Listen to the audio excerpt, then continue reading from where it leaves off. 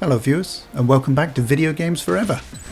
I've got a great rundown of 5 excellent pixel art games for you today, so stay tuned, you won't want to miss these.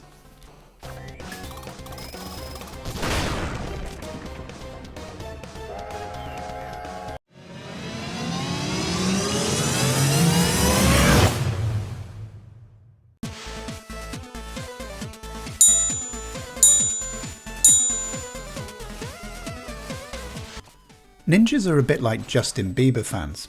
There are apparently millions of them about, but you never seem to meet anyone who'll admit to being one. Perhaps my Japanese friends can tell me different, but for a group of people that have infiltrated pop culture for what feels like forever now, I'm not entirely sure that we haven't just made them up. Perhaps that's the point, that anyone who has actually seen a ninja is dead 3 seconds later. But do comment below if you think you've seen a ninja in real life, and not just a drunken uncle in his pyjamas waving a sword made out of toilet roll tubes. Real or not, many of us love a good ninja game, and I'm pleased to report that The Messenger is pure gameplay, and it keeps getting better the more time you invest. The story is a great laugh, often breaking the fourth wall, and it had me sniggering on more than one occasion when reading through the banter between characters. It's a simple affair. Your character is tasked with delivering a scroll that contains crucial information for repelling a demon attack. You've heard it all before, but it works. The game's aesthetic sits somewhere between the 8 and 16-bit eras. On one level it's quite basic, but it's a crisp, clean look that changes enough to make each new area feel distinct. The animation and controls are perfect, as they need to be in this type of game, with predictable and reliable jumping, landing and striking patterns. The Messenger won't hand you endless weapons and upgrades, most of which you'll ignore anyway. Instead, you'll be given a few select tools as you progress, each of which serves a necessary purpose, and will assist you with access to one of the many secrets in the game if you keep your eyes open. A special mention must go out to the soundtrack.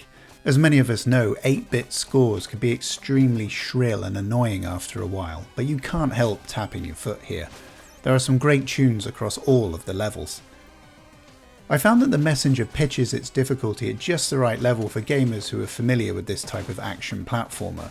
It's not a pushover, but it's nowhere near frustrating like many titles of this kind are. I didn't find a single frame across my playthrough to be unfair. The more challenging stuff is reserved for the optional extra areas, and those can be ignored if you just want to keep ploughing on. But there is a good chance you'll want to go back to earlier levels if you complete the game, looking to hoover up those final trophies or achievements. So, you get the message. This game is well worth your time.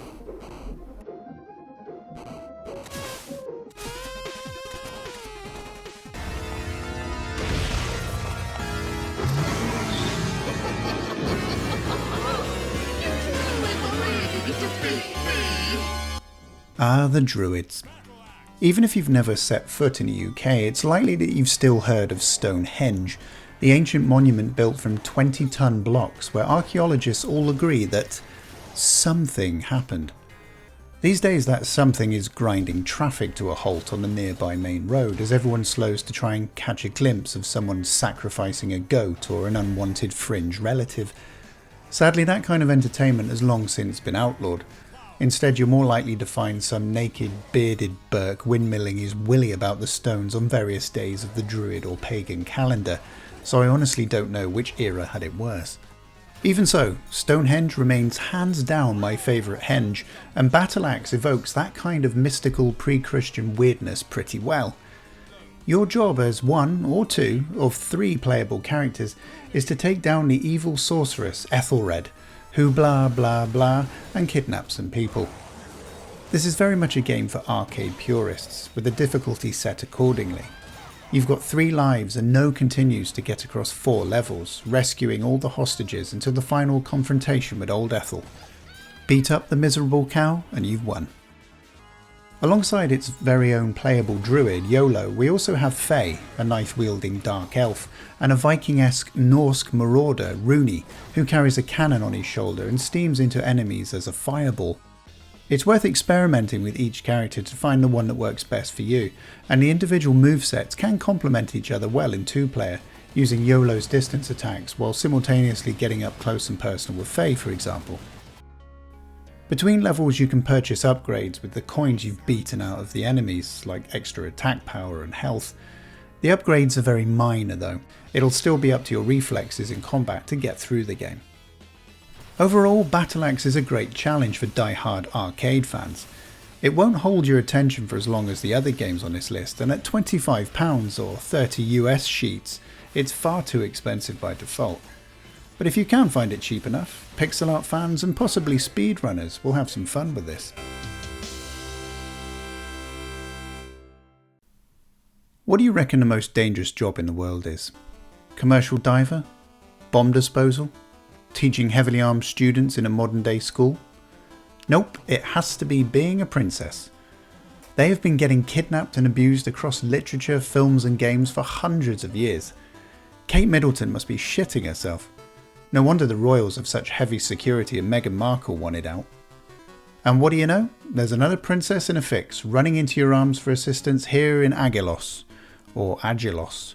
I'm not really sure how we're supposed to pronounce it. I'll go with my first guess just to keep things moving for this video.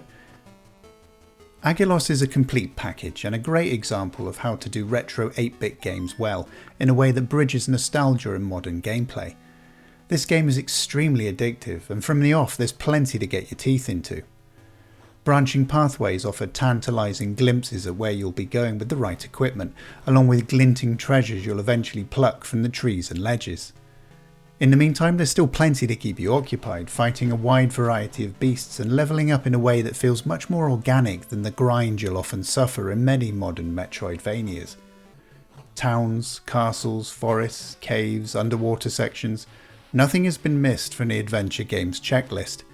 New weapons, armour and abilities freshen things up as you progress, keeping you alive longer against some increasingly tough enemies and bosses. I like the clever touches, like being able to speak with the soothsayer at the castle if you're not sure where to head next. It's a nice prompt without having to endlessly refer to a map for guidance. Which is just as well, because as a piece of cartography for navigation, the map in Aggelos is up there with the Flat Earth Society's earliest Crayola scribbled crap.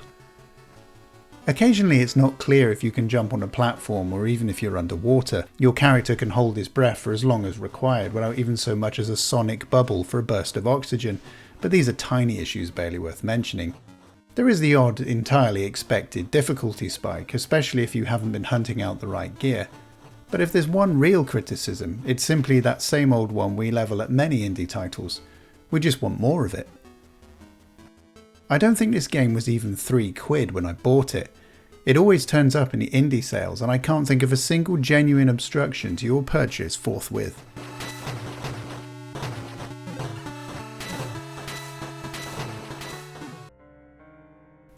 I'm willing to bet that the comparatively few people who saw this game at launch instantly dismissed it as a Dead Cells clone and moved on. I might have done the same thing, but that would have been a serious mistake as it turns out. It was actually hard to leave this game alone when I was recording footage for this video. Foregone is one of those perfect builders that just keeps offering you a little bit more with every new area. The controls are silky and responsive. The platforming is flawless, intuitive and freeing. It feels great to dart around the screen, unleashing melee and ranged combos and watching all that lovely loot fly out of the corpses and into your pockets. Like many games of this type, you will still have your fair share of occasions where it looks like you've just been shoplifting in a charity store and you simply sell everything that you've picked up. But there's always the promise of a real boon with certain items that makes continued exploration worthwhile. The weapons, while nowhere near as varied as many contemporaries, are impactful and well balanced. You'll definitely want to experiment with all of them as you play, in addition to bonus special moves that you can upgrade throughout your journey, including temporary damage perks or the ability to restore portions of your life gauge. There's a decent amount of enemy variety and the bosses are just the right kind of challenging, but enjoyable designs and attack patterns that never feel unfair.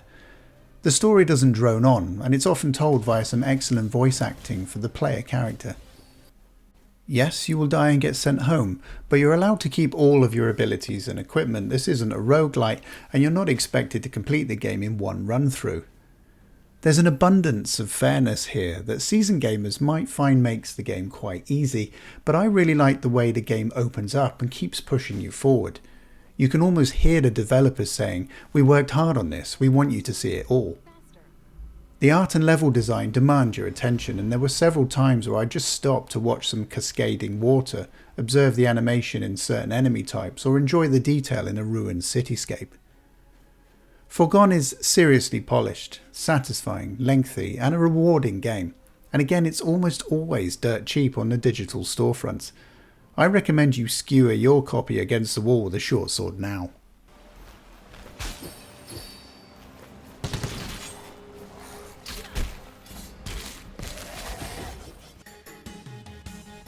Iconoclast's vibrancy, detail and animation in its pixel art is truly impressive, but this game probably isn't what you think it is.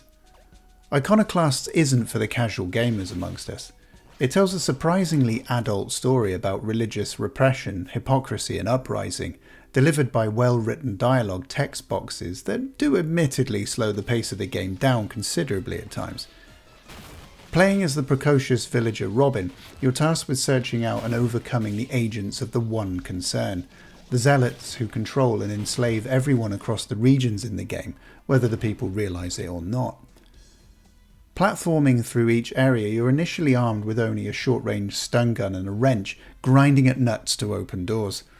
There's definitely a pun or a gag in that sentence, but I'm trying to avoid the low-hanging fruit. More and more, Iconoclasts becomes an involved puzzler, giving you more wrench techniques in order to swing to previously unreachable ledges, ride rails, trigger electrical hubs and smash obstacles. Eventually you'll be given bombs that blow away rocks in a doorway or send platforms careening across levels so you can access the next objective or secret stash. You do need to pay attention to the story as it unfolds, which will often contain the clues you need to progress in the correct direction. The map, which even on a 65-inch TV screen looks like some kind of high-security flea prison, won't give much away, and there is sometimes a bit of backtracking through areas you thought were all clear to speak to someone you didn't know was there. This might be sounding a touch negative, but I have to admit that I was hooked on this game well into double-digit hours. The mix of some really good head scratchers, platform shooting and some genuinely inventive bosses gives the game an unpredictable flow that repels boredom at every turn. You're drip-fed abilities at just the right pace and nothing feels superfluous.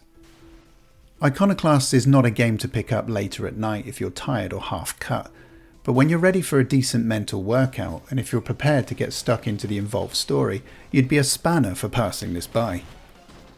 I had to get one in.